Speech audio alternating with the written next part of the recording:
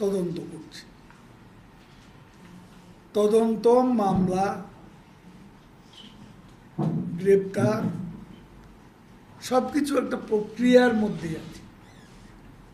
এটা একটা প্রক্রিয়া। এখন সরকার দুর্নীতি দমন কমিশনকে এড়িয়ে আগ বাড়িয়ে, যেখানে দুর্নীতি দমন কমিশন অ্যাকশনে আছে,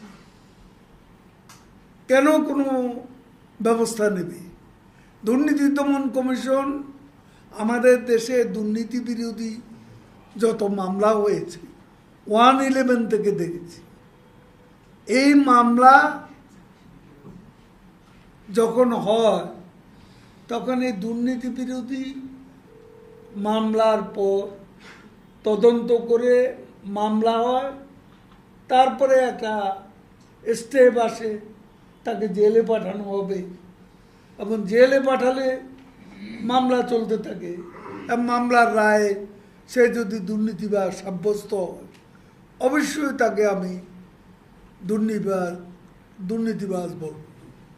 এখানে কথা একটা, সেটা হচ্ছে যে এই দেশে ৭৫ পরবর্তীকালে কোনো শাসক, কোনো সরকার দুর্নীতিবাজদের বিরুদ্ধে ব্যবস্থা নেওয়ার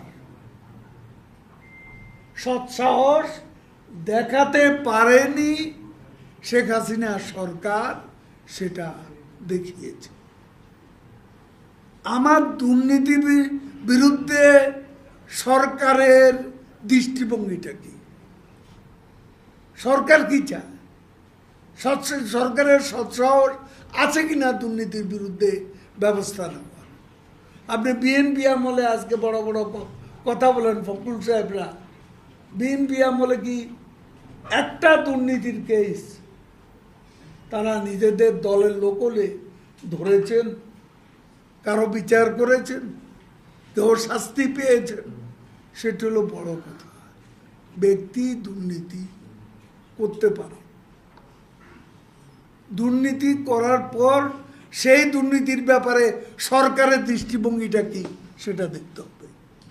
সরকার বিচার করতে চায় কিনা, দুর্নীতির বিরুদ্ধে সরকারের টলারেন্সের মাত্রাটা কি, সেটা হলো বড় প্রশ্ন।